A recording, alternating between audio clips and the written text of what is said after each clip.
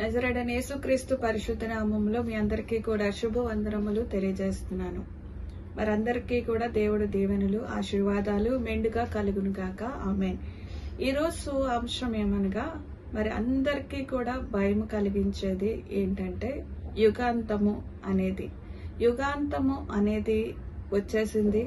యుగాంతములో మనమందరం కూడా నశించిపోతాము, మనందరం కూడా అంతమైపోతామని చాలా మంది కూడా భయపడుతున్నారు.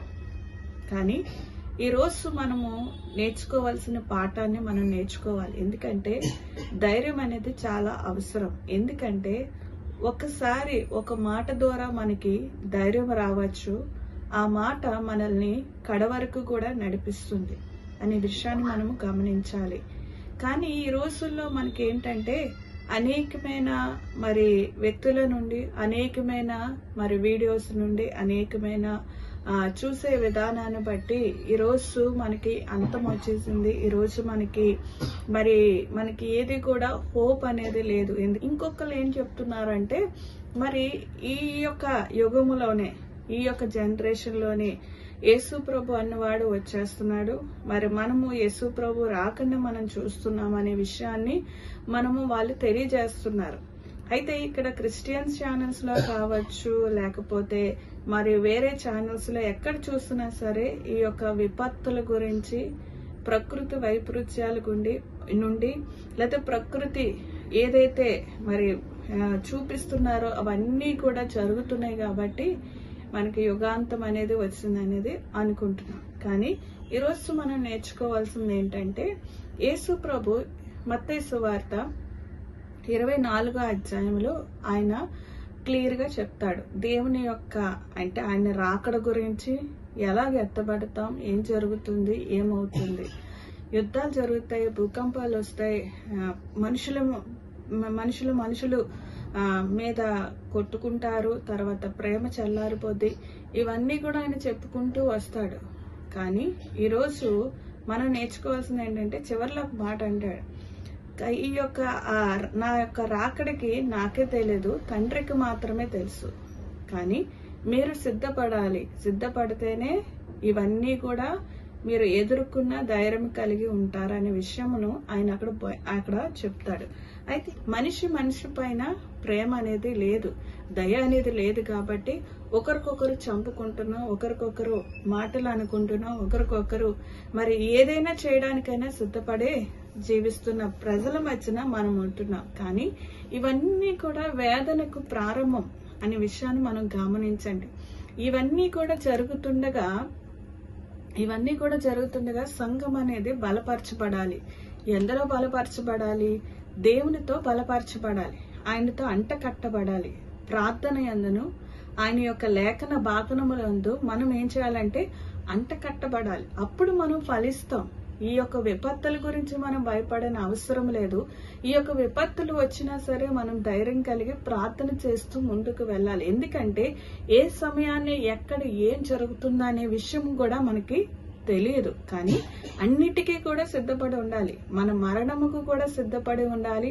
ఆయన పిలిచిన వెంటనే మనము వెళ్ళాలి. మన యొక్క మరణము ఎప్పుడు ఎలా సంభవిస్తుందో కూడా తెలియదు. కాబట్టి అది వయసుకు మించినది కాదు. వయస్సు ఇంతే ఉంది కదా, మాకు ఇంకా ఆయుష్ ఉంది కదా, మేము చిన్నవారము కదా అని అనుకోకూడదు. దేవుడు నీకు ఎంత ఇస్తే ఆయుష్, అంతలో నీ యొక్క పరిపూర్ణమైన జీవితమును ముగించుకొని పరిశుద్ధమైన జీవితం కలిగి ఉంటేనే, దేవునితో అంట కట్టబడి ఉంటేనే మీరు పరలోక రాజ్యానికి వెళ్తారనే విషయాన్ని గమనించండి. అదే అక్కడ క్లియర్ గా చెప్తారు. ఒకవేళ దేవుని యొక్క రాకడ మధ్యాకాశంకి యేసు ప్రభు వచ్చినప్పుడు, సంఘము ఎత్తబడినప్పుడు నీవు వెడవబడకుండా ఎత్తబడే సంఘంలో మీరు ఉండాలి. అందుకనే మనము ప్రార్థన యందును, దేవునితో సహవాసం అందును, పరిశుద్ధత యందును మనము నిలకడ కలిగి ఉండమని దేవుడు చెప్తున్నాడు. అందుకనే 25వ అధ్యాయంకి వచ్చేసరికి బుద్ధిగల కన్యకల గురించి ఆయన చెప్తాడు. పెళ్లి కుమారుడు ఆయన సిద్ధంగా ఉన్నప్పుడు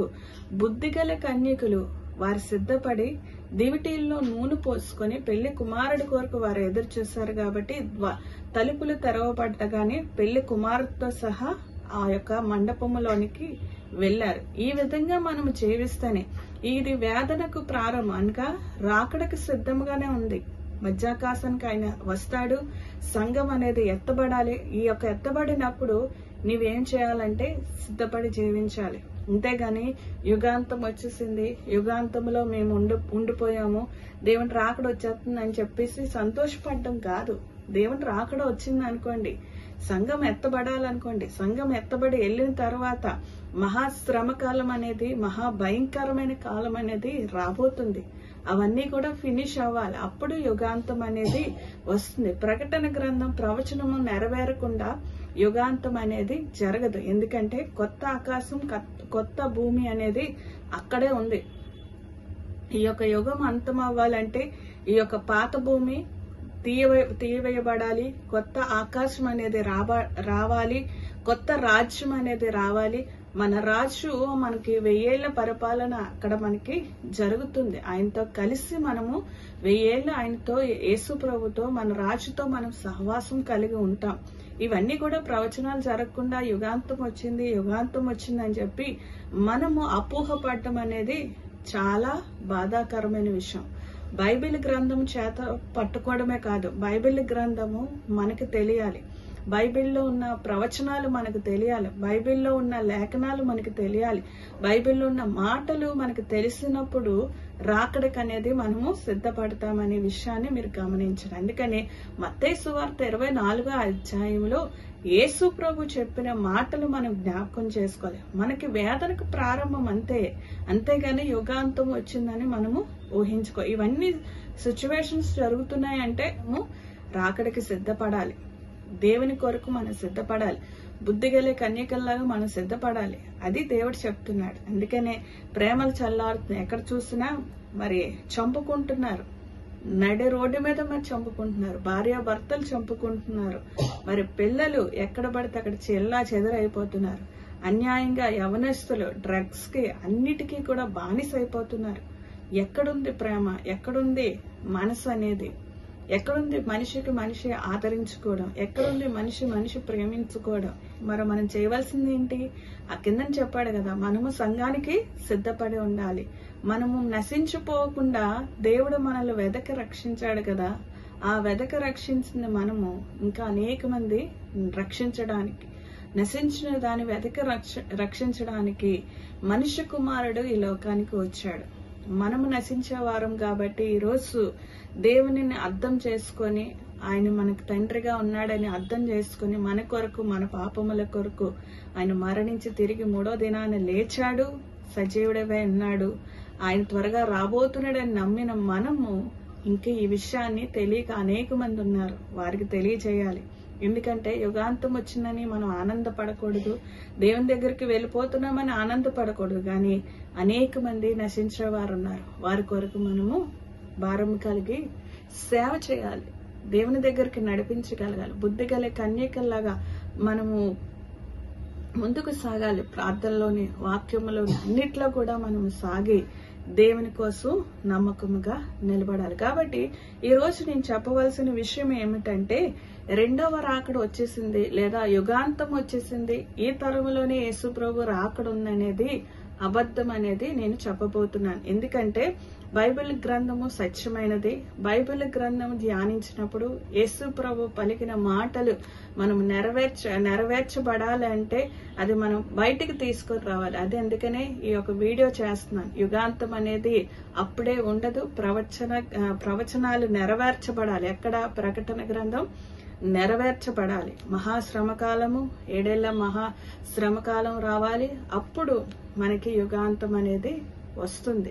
అప్పుడు మన రాజుతో మనం 1000 ఏళ్ల పరిపాలన అనేది చేయబోతున్నాం. ఈ విషయాన్ని మీరు గమనించండి. కాబట్టి ఇవన్నీ జరుగుతాయని యేసుప్రభు ముందుగానే చెప్పాడు. మత్తయి సువార్త 2025 సంవత్సరంలోనే, మొదటి శతాబ్దంలోనే ఆయన, ఈ క్రీస్తు శకం మొదటి శతాబ్దంలోనే ఈ విషయాన్ని చెప్పుకొని వచ్చాడు. ఏంటంటే ఇవన్నీ కూడా వేదనకు ప్రారంభములు. ఈ విషయాన్ని మీరు గమనించండి. రాకడకు సూచనలు మాత్రమే. మనం సిద్ధపడాలి, సంఘం సిద్ధపడాలి, కుటుంబాలు సిద్ధపడాలి, సమాజం సిద్ధపడాలి. ఇవన్నీ సిద్ధపడితేనే దేవుని యొక్క రాకడకు, సంఘం ఎత్తబడేదానికి మనము సమీపం కలిగి ఉన్నామనేది గమనించండి. కాబట్టి భయపడద్దు, ధైర్యం కలిగి ప్రార్థన చేసుకోండి, ధైర్యంగా ఉండండి.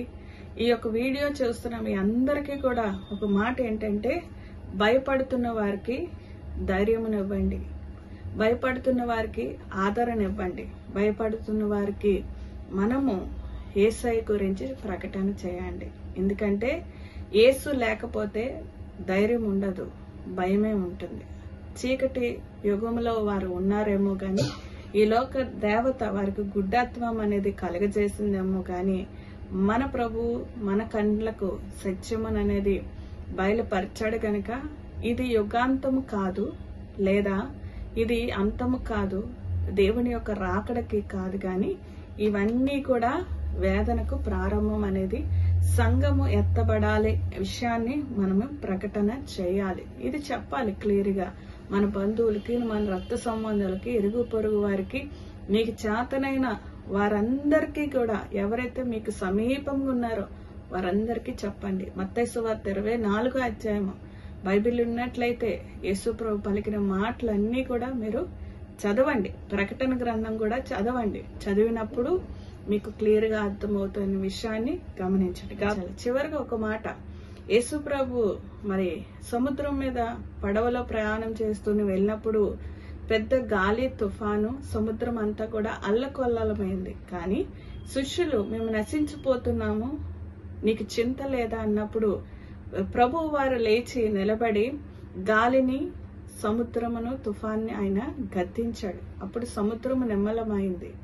ఎందుకు గద్దించాడు? ఆయన మానవుడిగా ఉన్న దేవుని కుమారుడిగా ఈ లోకంలోకి వచ్చిన సృష్టికర్త ఆయనలో ఉన్నాడు గనుక, ఆయనే సృష్టికర్త ఉన్నాడు గనుక 100% దేవుని యొక్క మహిమ ఆయన పొందుకున్నాడు గనుక, శరీరంతో 100% ఉన్న ఆ మరి మహిమతో 100% ఈ లోకంలో జీవించాడు కాబట్టి సముద్రమును నిమ్మలమైంది. సముద్రమును గద్దించాడు, గాలిని గద్దించాడు, తుఫాను గద్దించాడు, దురాత్మలు గద్దించాడు. ఆయనకు లోబడితే ఇంతకన్నా మనకు ప్రూఫ్ అనేది ఏది కూడా ఉండదు. కాబట్టి యేసుకు అన్నీ కూడా సమస్తమును సాధ్యమే. ఆయన గద్దించగలడు, ఆయనకు లోబడి ఉంటాయి. ఆయన వెళ్ళమంటే వెళ్తాయి, కూర్చోమంటే కూర్చుంటే, కామ్గా ఉండమంటే ఉంటాయి. ఇవన్నీ కూడా ఆయన యొక్క కంట్రోల్లో ఉంటాయి. కాబట్టి ఈ విషయమును మీరు గమనించి సృష్టికర్తను స్మరణ చేయండి, సృష్టికర్త దగ్గరికి రండి, ఆయన కుమారుడైన యేసుక్రీస్తుని మీరు అనుసరించండి, ఆత్మతో ఆయన ఇచ్చే ఆత్మను పొందుకోండి, రాకడికి సిద్ధపడండి, పరలోక రాజ్యానికి వారసులవ్వండి.